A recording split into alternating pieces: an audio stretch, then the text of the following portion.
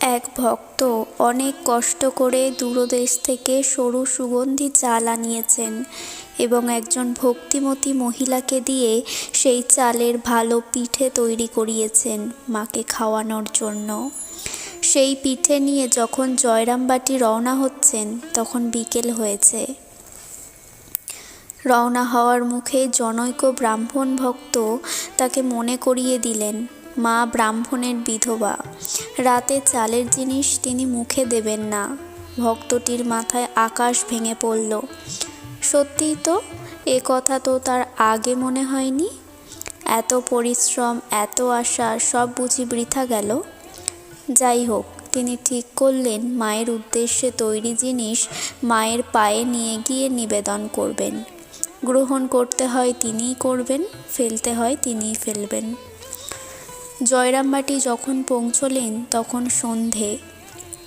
মা কিন্তু সব দেখে ও শুনে খুব প্রসন্নভাবে বললেন, বাবা, মুখে দেব বই কি, তুমি এত দূর থেকে বয়ে নিয়ে এসেছো, কত কষ্ট করে তৈরি করিয়েছ, আর একজন দূরদেশ থেকে কষ্ট করে পাঠিয়েছে। রাত্রে ঠাকুরকে দিয়ে তবেই মুখে দেব, তুমি এজন্য চিন্তা করো না।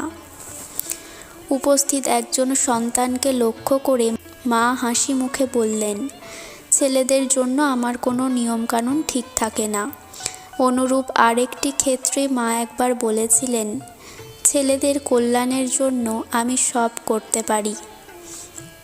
নিরন্তর মায়ের অন্তরে তার জগৎজোড়া ছেলেদের কল্যাণ কামনা প্রবহমান ছিল বলেই জনৈক চিকিৎসকের স্ত্রী যখন তার কাছে প্রার্থনা করলেন স্বামীর উপার্জনের উন্নতির জন্য, মা পারলেন না সেই প্রার্থনা মঞ্জুর করতে। বললেন, বৌমা, এমন আশীর্বাদ করব আমি লোকের অসুখ হোক, কষ্ট পাক, তা তো আমি পারবো না। মা সব ভালো থাকুক, জগতের মঙ্গল হোক। নিত্য স্নানের পরও তার মুখে উচ্চারিত হতো ওই প্রার্থনা, মা জগদম্বে জগতের কল্যাণ করো। মায়ের এই জগতের বহির্ভূত নয়, গৃহপালিত পশু পাখিও জীবজন্তুও ছিল। পোষা চন্দনা, গঙ্গারাম সকলের মতো তাকে ডাকত মা ও মা। মাও উত্তর দিতেন, যাই বাবা যাই, এই বলে পাখিকে ছোলা জল দিয়ে আসতেন। কারণ পাখির মাতৃ সম্বোধনের অর্থই হলো তার খিদে পেয়েছে। বেড়াল মায়ের স্নেহ যত্নে বংশবৃদ্ধি করত নির্ভয়ে। অন্যেরা বেড়ালের দৌরাত্ম্যে বিরক্ত, তাদের খুশি করতে মা মাঝে মাঝে ছদ্মকোপে লাঠি তুলে নিতেন হাতে, কিন্তু ভীত বেড়াল আশ্রয় নিত মায়ের পায়ে, মাও সঙ্গে সঙ্গে লাঠি ফেলে দিতেন। জনৈক সাধু একবার জিজ্ঞাসা করেছিলেন, তুমি কি সকলেরই মা, এই সব ইতর জীবজন্তুরও? মা উত্তর দিয়েছিলেন, হ্যাঁ, ওদেরও। একদিন ঘাটাল থেকে একদল লোক পদব্রজে এসেছেন উদ্বোধনে মাতৃদর্শনে। অতি দীনহীন দেশ, অমার্জিত রুক্ষ কেশ, দেখে মনে হয় একেবারেই নিঃসম্বল। মায়ের কথা লোক মুখে শুনে বড় আশা করে তারা এসেছে মাতৃদর্শনে, কিন্তু এসে দেখে যে মায়ের বাড়ির দরজা বন্ধ। এদিকে মা ঠিক সেই সময়ই কি প্রয়োজনে দোতলার বারান্দায় এসে দেখেন সামনের খোলা মাঠে বহু লোক তারই দিকে চেয়ে বসে আছে। মাকে দেখে তারা বলে উঠল, আজ্ঞে মা, আমরা বহু দূর দেশ থেকে এসেছি, জগৎজননীর দর্শন কি মিলবে? মা সেবককে বললেন, ওদের নিয়ে এসো। আহা, ওরা কত দূর থেকে এসে বসে আছে।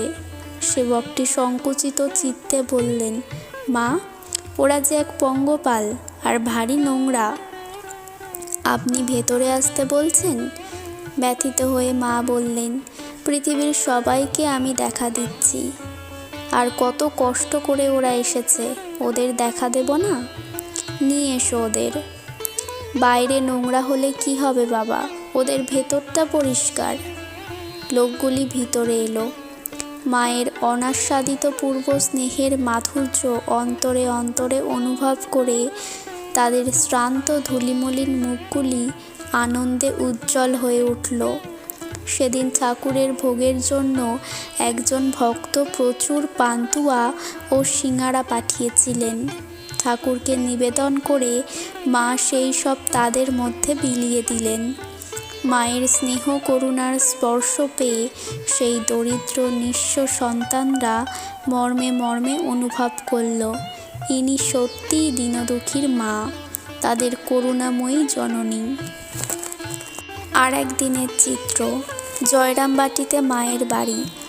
ঝিরঝির করে বৃষ্টি পড়ছে, আকাশ মেঘে ঢাকা। সকালবেলা হলেও চারিদিক প্রায় অন্ধকার। দেখা গেল খিড়কি দিয়ে মা বাড়িতে ঢুকছেন। মাথায় একটা ঝুড়িতে কিছু শাকসবজি।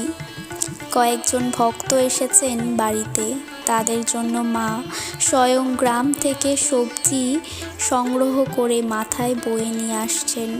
বৃষ্টির মধ্যে অন্যকে কষ্ট দিতে চাননি তাই। মা বলতেন, আমি সতেরো মা অসতেরো মা, সতীরও মা অসতীরও মা। বলতেন, ভাঙতে সবাই পারে, গড়তে পারে কজনে, নিন্দা ঠাট্টা করতে পারে সব্বাই, কিন্তু কি করে যে তাকে ভালো করতে হবে তা বলতে পারে কজনে। জয়রামবাটির নিকটবর্তী গ্রামের এক বালবিধবা ক্ষণিকের ভুলে গায়ে কলঙ্ক মেখে বসে। সারা গ্রাম তার নিন্দায় মুখর। মা কিন্তু বালবিধবার লজ্জায় মরমে মরে যান। ভগবানের কাছে প্রার্থনা জানাতে থাকেন, ভগবান, দুঃখিনীর দিকে মুখ তুলে চাও। দৈবক্রমে মায়ের কৃপাপ্রাপ্ত এক জমিদার সন্তান গোটা ঘটনাটির মিটমাট করে দেন। মা সেই সন্তানকে আশীর্বাদ করে বলেন, বাবা, দুঃখিনীকে বাঁচিয়ে দিয়েছ, রক্ষা করেছ শুনে আমার প্রাণ ঠান্ডা হয়েছে। ভগবান তোমার মঙ্গল করবেন। শ্রীমা সত্যিই পারতেন পাপকে ঘৃণা করেও পাপীকে কোলে টেনে নিতে।